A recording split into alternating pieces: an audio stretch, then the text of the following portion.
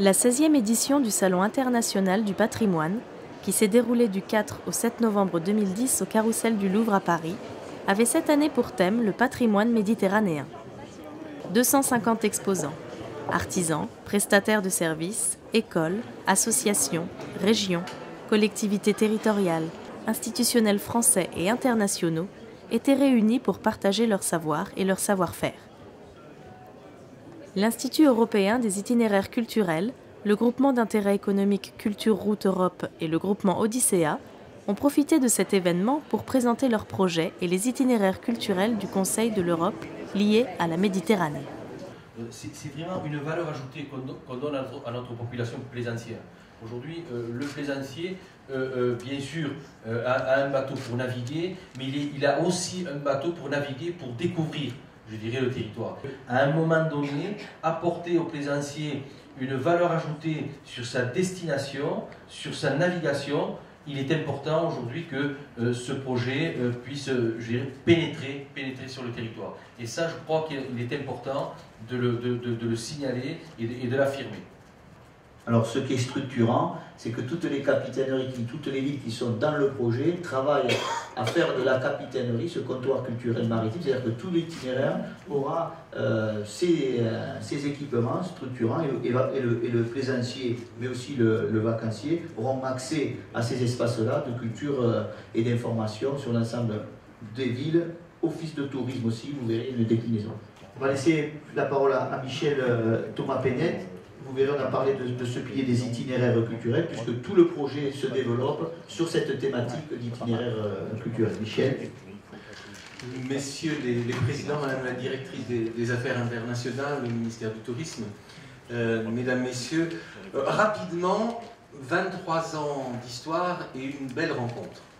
Les 23 ans d'histoire, c'est ceux du programme des itinéraires culturels, né au sein du Conseil de l'Europe, avec comme premier grand cadre de travail et donc offre de découverte de l'Europe, les chemins de pèlerinage vers Saint-Jacques-de-Compostelle.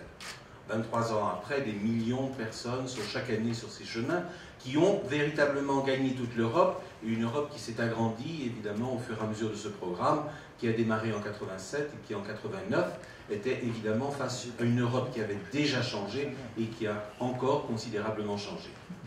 29 thèmes entre ce premier et aujourd'hui, qui ont effectivement choisi des angles plus précis. On a vu tout à l'heure les chemins des vignobles en Europe, qui est un élément très important de lecture du paysage, de lecture de la mémoire, d'un espace géographique, d'un espace agricole, de savoir-faire et d'aménagement paysager.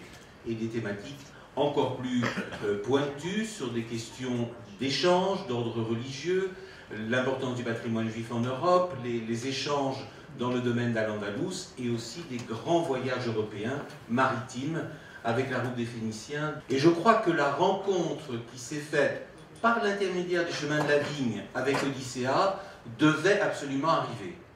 Parce qu'ici, il y a un autre élément structurant du territoire européen, et je parle de la grande Europe du Conseil de l'Europe, donc de 50 pays européens avec lesquels on peut travailler, c'est évidemment la ville-port, la ville de contact entre l'eau, moyen de transport, et la terre, avec effectivement d'autres chemins à parcourir et des territoires à valoriser aujourd'hui. Moi j'appelle ça, c'est le projet 3D. En fait, il y a diverses dimensions, il y a au moins 3 dimensions dans ce projet, c'est ça qui m'intéresse et qui me passionne. Il y a d'abord la dimension du port.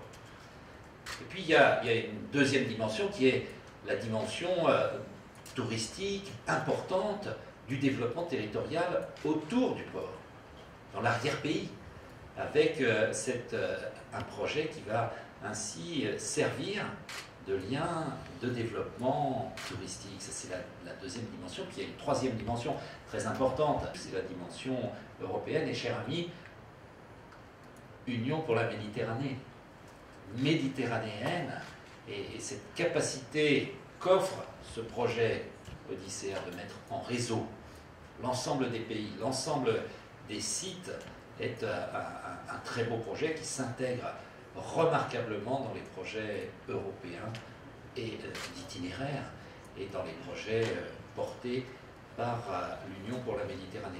je vous soutiens et je pense que c'est un des très beaux projets de développement touristique. Nous avons franchi ensemble, c'est vrai, il l'a rappelé, des étapes importantes, que ce soit à Barcelone, que ce soit à Bruxelles, lors de la réunion avec le vice-président de la Commission européenne en charge de l'industrie, mais aussi du tourisme.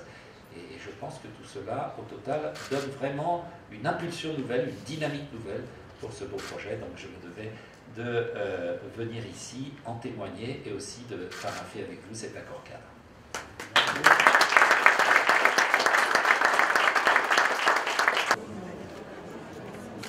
Hervé Novelli et Serge Palares ont ainsi signé un accord cadre, matérialisant le soutien fort de l'État à ce projet, qui devrait permettre le regroupement de nombreux itinéraires culturels méditerranéens, dont la dimension œnogastronomique est importante.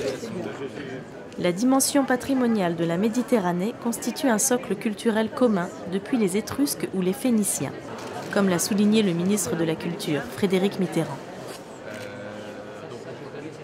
Ce dernier s'est également rendu sur place afin d'apprécier le travail de chacun des exposants, tandis que Jacques Hunzinger, ancien ambassadeur en Israël, évoquait avec des lecteurs intéressés l'histoire des différentes cultures, religions et civilisations qui composent l'espace méditerranéen. Une région sur laquelle il y a tellement de mythes. Oui. Et voilà Bonjour messieurs. Ah, c'est durable. C'est durable. Roberta Berotanza, Conseil de l'Europe, Très bien. Conseil d'orientation des itinéraires culturels. Ça c'est un itinéraire. Ça c'est la Via Francigena. Président du Festival lyrique de Berlin. Les collaborateurs. Le ministre s'est intéressé à l'itinéraire du patrimoine juif auquel il apporte son soutien en France. On est en train de retrouver un extraordinaire cimetière qui était totalement recouvert à côté de Clermont-Ferrand, à 50 km. Nous en rendons compte.